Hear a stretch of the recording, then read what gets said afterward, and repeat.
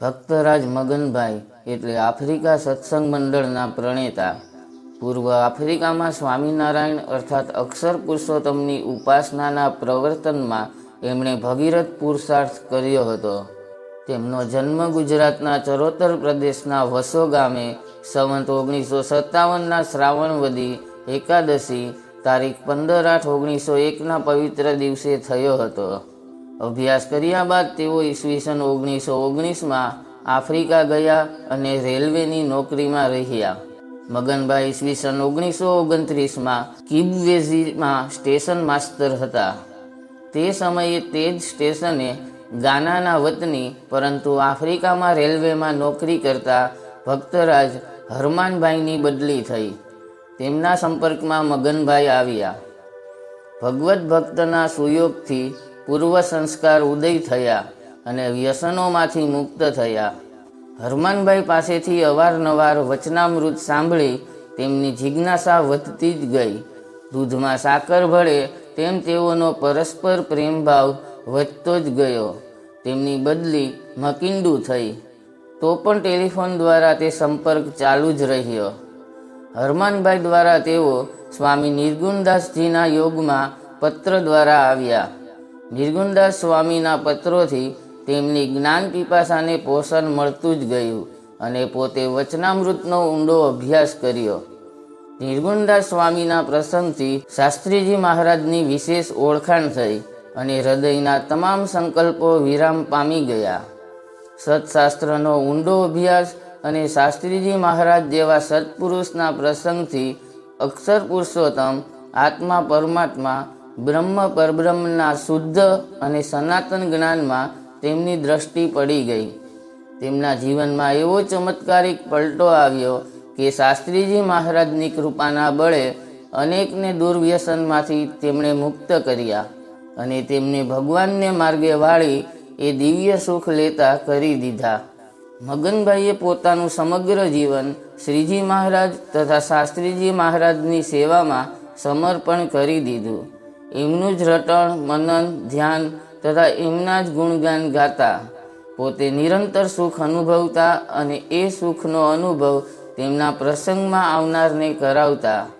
તેમનો શાસ્ત્રીજી મહારાજ પ્રત્યેનો પ્રેમ પરાકાષ્ઠાએ પહોંચ્યો હતો. તેનો અનુભવ સત્સંગમાં સૌ કોઈને થયો હતો. ગુરુ હરિ શાસ્ત્રીજી મહારાજને કે સહજાનંદ સ્વામીને યાદ કરતા તેઓ ઘણીવાર હૈયાફાટ રુદન કરતા.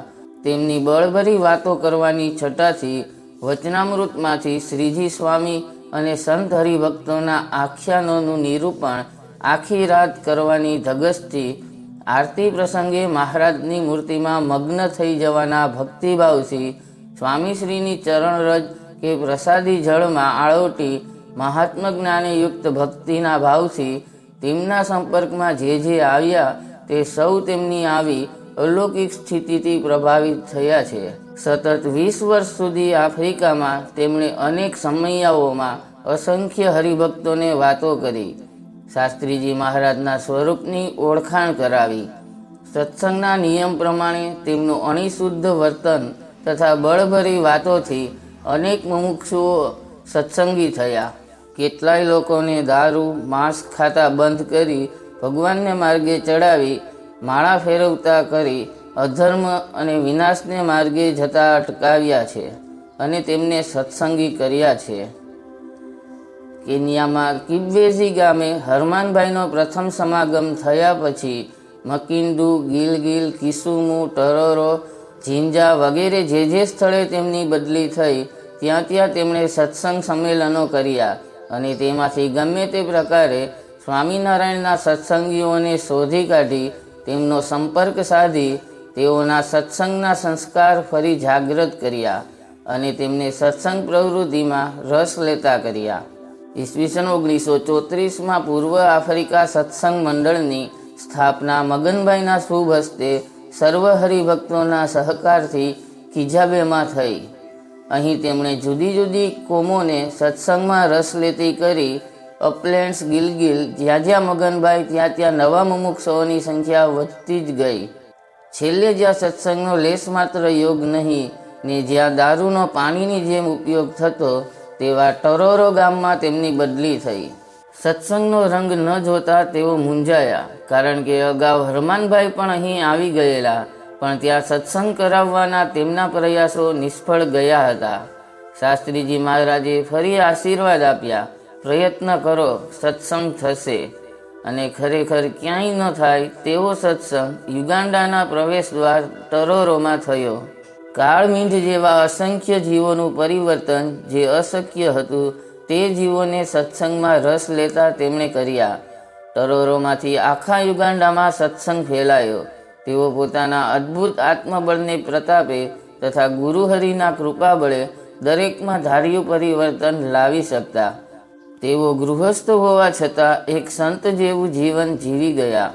બ્રહ્મ સ્વરૂપ શાસ્ત્રીજી મહારાજ કહેતા, હું મગનભાઈ દ્વારા આફ્રિકામાં કાર્ય કરી રહ્યો છું, માટે તેમનો સમાગમ કરવો.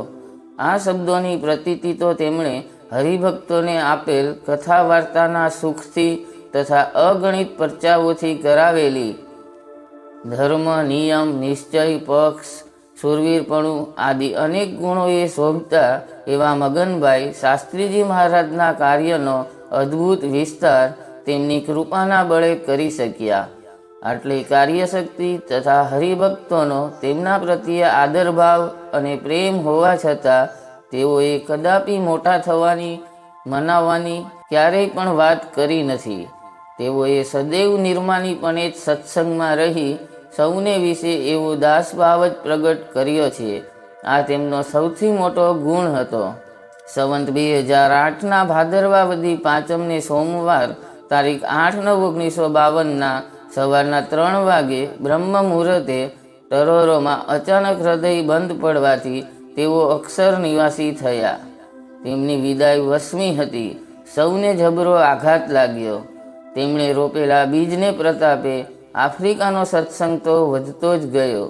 યોગીજી મહારાજે 3 વાર આ ભૂમિને પોતાના પાદ સ્પર્શથી પાવન કરીને આ સત્સંગનો રંગ ઠેઠ લંડન, અમેરિકા સુધી પહોંચાડી દીધો. ધન્ય છે આવા ભક્તરાજ મગનભાઈને.